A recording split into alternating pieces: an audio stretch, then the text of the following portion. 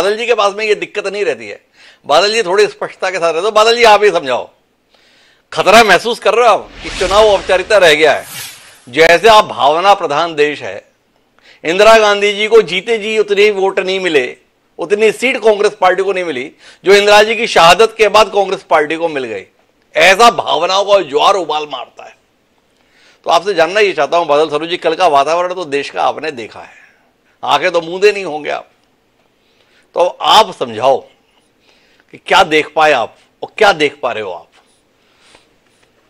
देखिए, पहली बात तो मैं ये देख पाया कि जो आपने शुरुआत में कहा कि नए निर्मित मंदिर का उन्होंने प्राण प्रतिष्ठा कार्यक्रम किया है, तो मुझे लगता है कि वो थोड़ा सा अर्ध सत्य है, क्योंकि अभी उस मंदिर का निर्माण पूरा नहीं हुआ है जी। और इस तरीके के दिव्यांग मंदिरों का इतनी हड़बड़ी के साथ प्राण प्रतिष्ठा आयोजन करने के बारे में हमारे देश के सनातन धर्म के जो सबसे प्रमुख लोग हैं वो इसके बारे में टीका टिप्पणी कर चुके हैं जी। और काशी के जिन ज्योतिषी जी से तारीख निकलवाई थी वो ये बता चुके हैं कि उनसे तारीख मुहूर्त निकालने के लिए नहीं कहा गया था, उनसे जनवरी में मुहूर्त निकालने के लिए कहा गया था जी।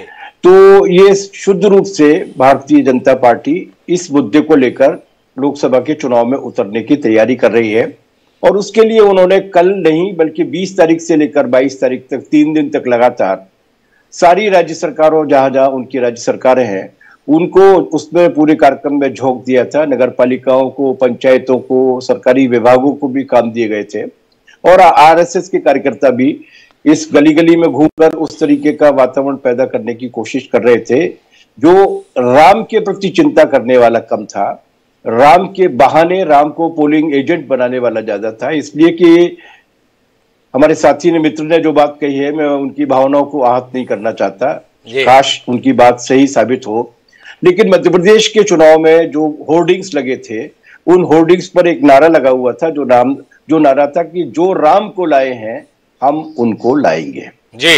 अभी मैं आदरणीय मोदी जी का भाषण सुनना था, राम आ गए हैं जी। राम कहां गए थे जी?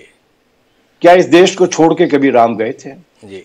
राम इस देश के सांस्कृतिक, साहित्यिक, धार्मिक और अनेक तरीके के मूल्यों के प्रतीक हैं।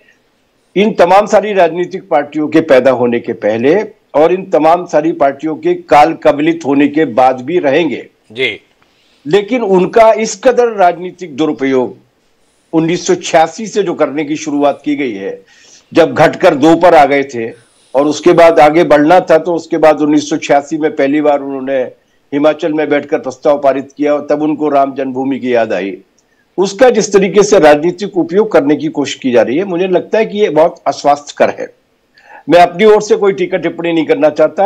पुरी के शंकराचार्य जी ने एक बहुत तार्किक बात कही है। उन्होंने ये कहा है कि जो राजनेता हैं उनको संविधान के अनुरूप काम करना चाहिए और जो धर्म का काम है उसको धर्म शास्त्रों के अनुरूप चलना चाहिए।